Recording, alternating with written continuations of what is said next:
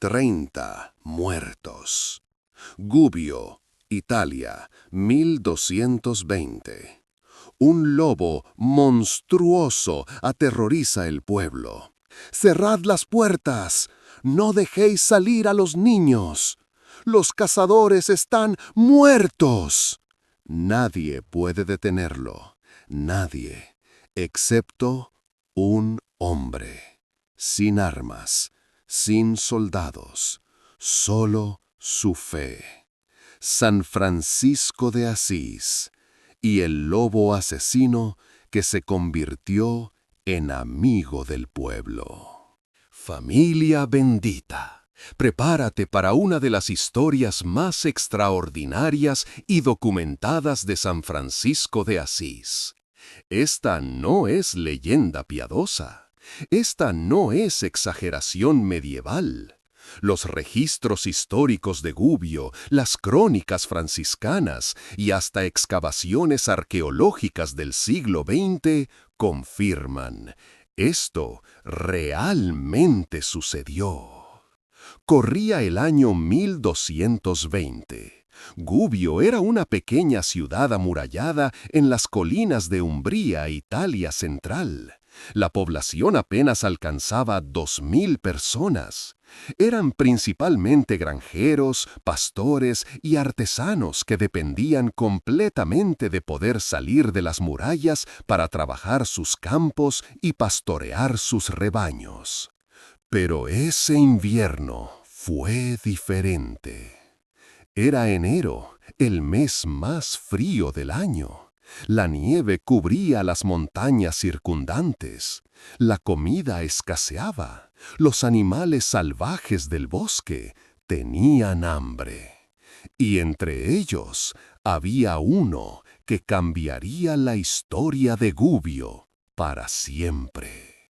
Los primeros en verlo fueron dos pastores que habían salido temprano esa mañana con su rebaño de ovejas. Uno de ellos, un anciano llamado Pietro, más tarde testificaría ante el obispo sobre lo que vieron.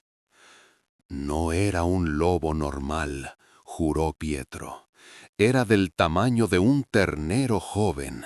Sus ojos brillaban rojos incluso a la luz del día. Y cuando nos miró, sentimos la presencia del mal mismo. El lobo atacó el rebaño con una ferocidad que Pietro nunca había visto. No mataba para comer, mataba por matar. En minutos, 20 ovejas yacían destrozadas en la nieve, sus cuerpos mutilados más allá del reconocimiento.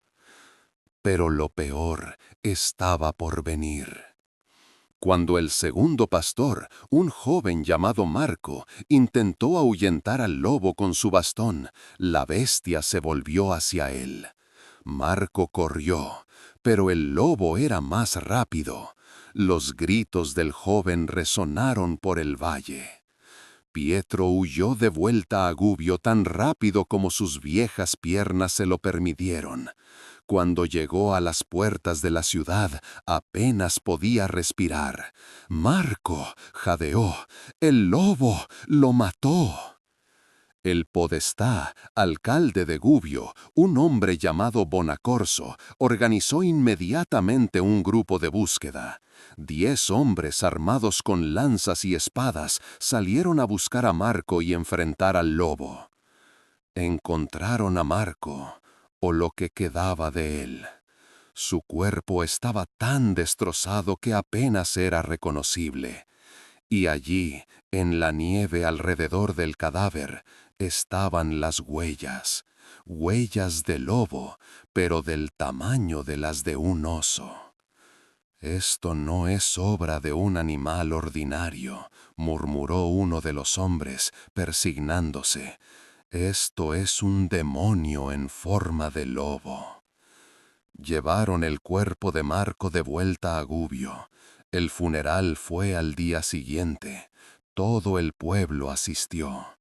El sacerdote habló sobre el valle de la sombra de la muerte.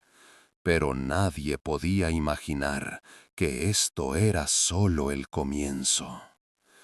Durante las siguientes 4 semanas, el lobo atacó 29 veces más. Una niña de 7 años llamada Caterina fue atrapada cuando salió brevemente de las murallas para recoger leña. Su madre la encontró horas después. El padre, enloquecido por el dolor, salió esa noche a buscar venganza. Nunca regresó. 2 hermanos adolescentes ignoraron las advertencias y fueron a revisar sus trampas en el bosque. Solo uno regresó, herido y traumatizado, farfullando sobre los ojos rojos en la oscuridad. Un grupo de mujeres que lavaban ropa en el río fue atacada a plena luz del día. 3 murieron antes de que las demás pudieran escapar. Gubbio entró en estado de sitio autoimpuesto. El podestá ordenó que nadie saliera de las murallas por ningún motivo. Las puertas de la ciudad se cerraban al amanecer y no se abrían hasta el anochecer del día siguiente, si es que se abrían. Pero esto creó un problema catastrófico. Sin acceso a los campos no había cosecha. Sin pastores en las colinas, los rebaños morían o eran devorados. Sin leñadores en el bosque, no había combustible para los hornos en pleno invierno. La ciudad comenzó a morir lentamente. Los niños lloraban de hambre, los ancianos morían de frío, las reservas de comida se agotaban.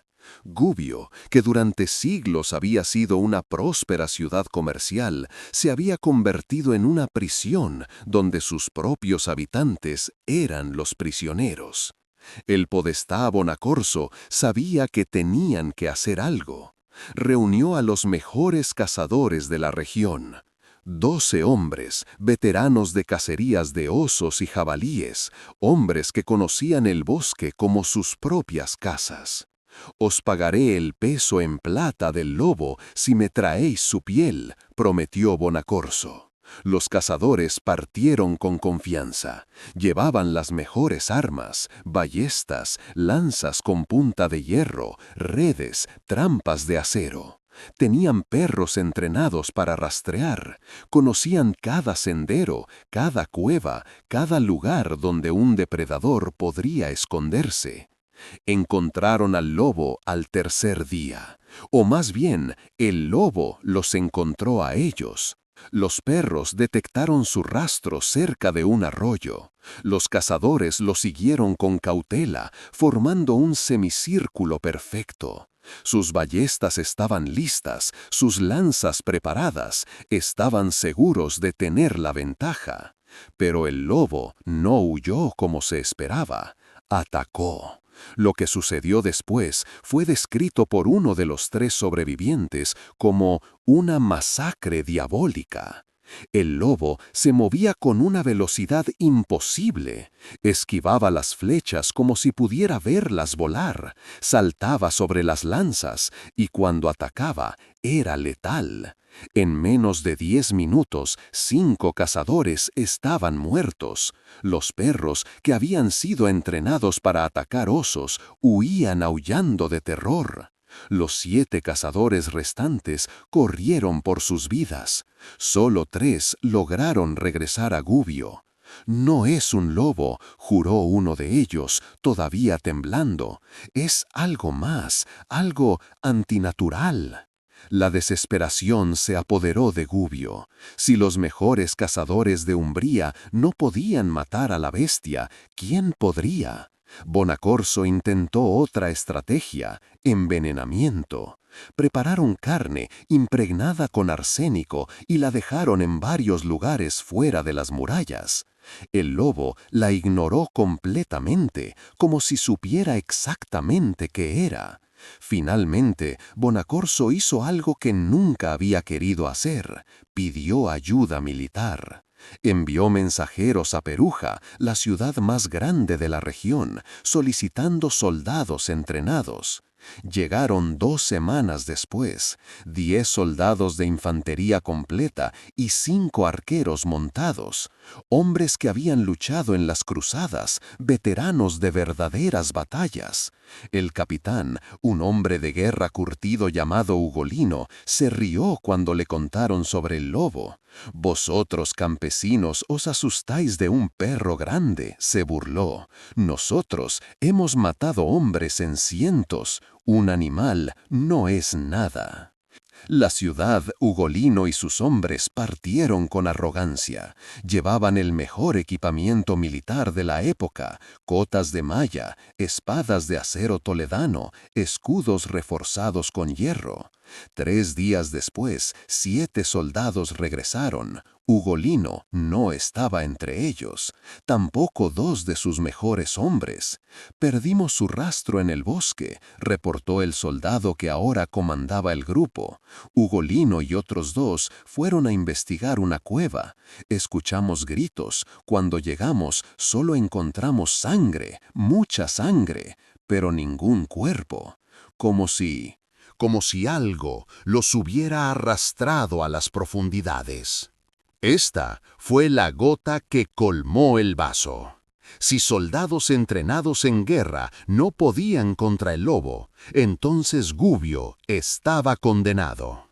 El pánico se convirtió en desesperación. Las madres no dejaban salir a sus hijos ni siquiera al patio interior de sus casas.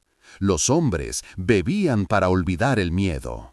El sacerdote de la iglesia principal celebraba misas diarias pidiendo la intervención divina. Y entonces, en la primera semana de febrero de 1220, alguien llegó a Gubbio que cambiaría todo. San Francisco de Asís estaba viajando de pueblo en pueblo predicando el Evangelio. Tenía 38 años y ya era famoso en toda Italia por su vida radical de pobreza y su amor por todas las criaturas de Dios.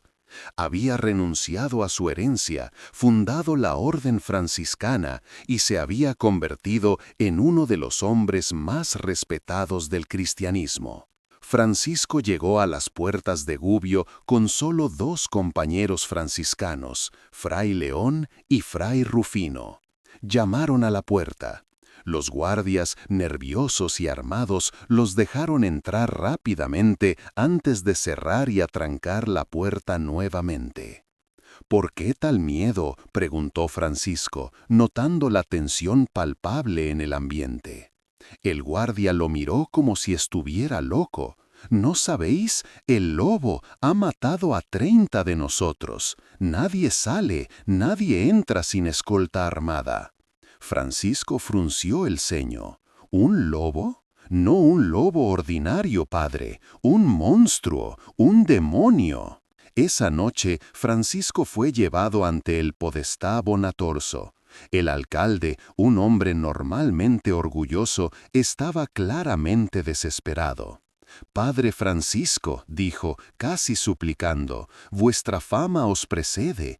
Dicen que podéis hablar con los animales, que los pájaros os escuchan, que incluso las criaturas salvajes os obedecen. Si hay alguien que pueda ayudarnos, sois vos». Francisco escuchó en silencio mientras Bonacorso relataba toda la historia del lobo, cada muerte, cada ataque fallido, la desesperación creciente del pueblo. Cuando Bonacorso terminó, Francisco permaneció en silencio durante varios minutos, orando. Finalmente habló: «Iré a hablar con el lobo». La habitación quedó en silencio total. Luego estalló en protestas. «Es suicidio, os matará. Ni siquiera los soldados pudieron». Francisco levantó su mano para silenciarlos. «Si Dios quiere que viva, viviré. Si quiere que muera, entonces su voluntad sea hecha. Pero no puedo quedarme aquí sabiendo que mis hermanos sufren sin al menos intentar ayudar». A la mañana siguiente, Francisco se despertó antes del amanecer. Rezó durante 1 hora en la pequeña iglesia de Gubbio, luego salió a la plaza principal. Ya había una multitud esperándolo. La noticia de su decisión se había extendido durante la noche. «Padre Francisco, no lo hagáis», gritó una mujer, llorando. Su hijo había sido una de las víctimas del lobo. «Es locura», dijo Bonaccorso, aunque su tono era más de súplica que de orden. «Al menos llevad guardias armados, llevad armas vos mismo». Francisco negó con la cabeza suavemente. «Si voy con armas, el lobo me verá como enemigo. Si voy con soldados, será una batalla. No vengo a matar al lobo, vengo a hablar con mi hermano». «¿Hermano?», exclamó alguien de la multitud. «Esa bestia ha matado a nuestros hermanos, a nuestros hijos». «Y por eso sufre», respondió Francisco. «Todo acto de violencia nace del sufrimiento. Alguien debe romper el ciclo». Fray León, el compañero más cercano de Francisco, lo tomó del brazo. «Hermano Francisco, al menos déjame ir contigo». «No, León, si el lobo me mata, necesito que alguien continúe nuestro trabajo. Pero no me matará. Dios me ha mostrado esto en oración». Con esas palabras, Francisco caminó hacia las puertas de la ciudad. Los guardias las abrieron lentamente, mirando nerviosamente hacia el bosque. Francisco salió solo, sin nada excepto su simple túnica marrón y su crucifijo de madera. Las puertas se cerraron detrás de él con un sonido definitivo. Pero Francisco no estaba solo en esto. Sin que él lo supiera, cientos de habitantes de Gubbio habían subido a las murallas de la ciudad. Desde allí podían ver el valle donde Francisco caminaba. Querían presenciar lo que estaban seguros sería el martirio de un santo. Francisco caminó con calma hacia el bosque. No corrió, no se escondió. Caminaba abiertamente por el camino principal, cantando himnos en voz alta. Si el lobo lo estaba observando, quería que supiera que venía en paz. Había caminado quizás medio kilómetro cuando lo vio. El lobo emergió de entre los árboles a unos 100 metros de distancia. Y efectivamente era monstruoso, más grande que cualquier lobo que Francisco hubiera visto jamás. Su pelaje era gris oscuro, casi negro, y sus ojos brillaban con una luz roja que no era natural. Desde las murallas la gente gritó. Algunos se cubrieron los ojos, incapaces de ver lo que seguramente vendría a continuación. El lobo comenzó a caminar hacia Francisco, luego a trotar, luego a correr. Venía directamente hacia él con la clara intención de atacar, tal como había atacado a todos los demás. Francisco se detuvo. No huyó, no sacó ninguna arma, simplemente se quedó quieto y levantó su mano derecha, haciendo la señal de la cruz en el aire. Y entonces sucedió algo que nadie, ni siquiera Francisco, esperaba completamente. El lobo se detuvo. No gradualmente, no redujo la velocidad. Simplemente se detuvo en seco, como si hubiera chocado contra una pared invisible a apenas 10 metros de Francisco. Desde las murallas, la multitud quedó en silencio absoluto.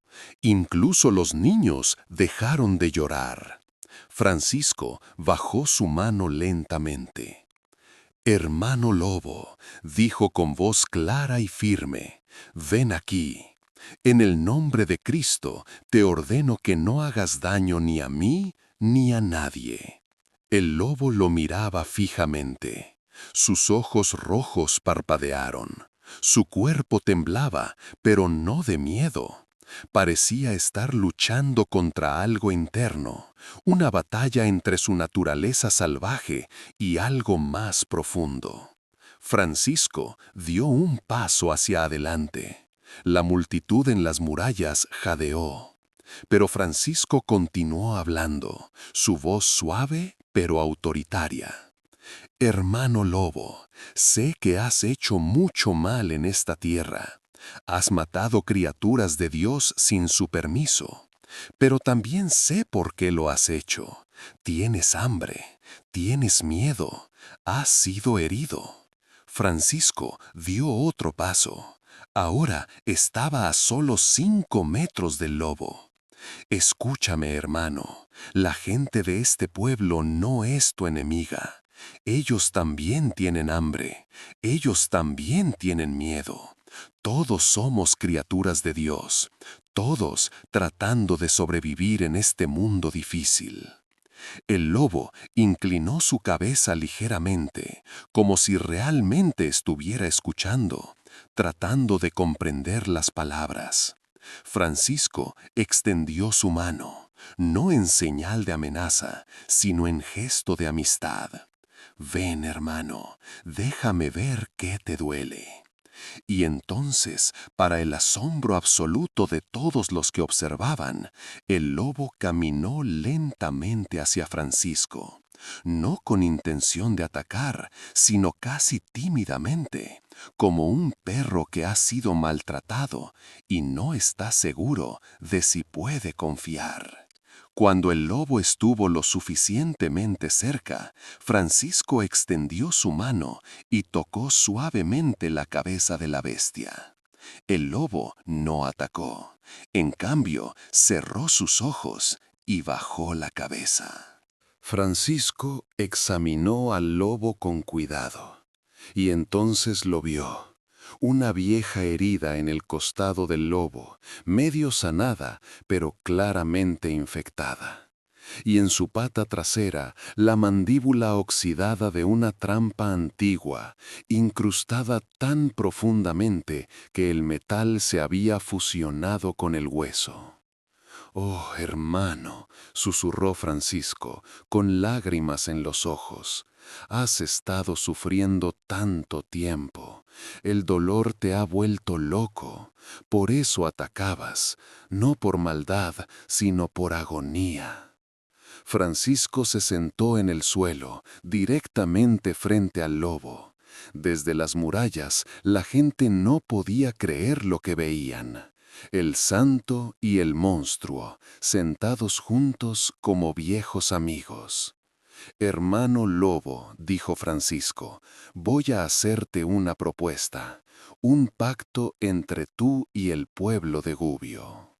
El lobo lo miraba con esos ojos rojos que ahora parecían menos amenazantes, más tristes. «Si prometes dejar de matar a la gente y sus animales, yo haré que ellos te alimenten cada día. No tendrás que cazar, no tendrás que sufrir hambre. Te cuidarán como a uno de los suyos». Francisco extendió su mano. «¿Aceptas este pacto, hermano? Si aceptas, dame tu pata». Lo que sucedió después fue presenciado por más de 300 personas desde las murallas de Gubbio, y sus testimonios fueron registrados por los cronistas franciscanos.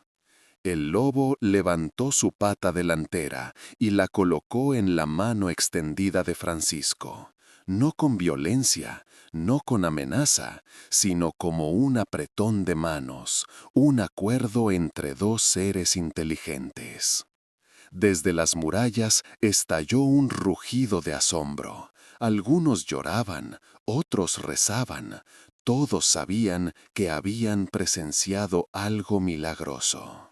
Francisco se puso de pie. «Ahora ven conmigo, hermano. Regresemos juntos a Gubbio y confirmemos nuestro pacto ante el pueblo». Y así el santo y el lobo caminaron lado a lado de regreso a las puertas de la ciudad. Cuando llegaron a las puertas, los guardias estaban aterrorizados. «¡No podéis traer esa bestia aquí!». «Abrid las puertas», ordenó Francisco con calma. «Mi hermano lobo viene en paz. Ha hecho un juramento». Bonacorso, quien había estado observando desde las murallas, gritó la orden: «¡Abrid las puertas!».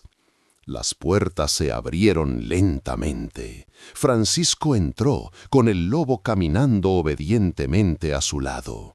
La multitud que se había reunido en la plaza retrocedió instintivamente, pero Francisco levantó su mano.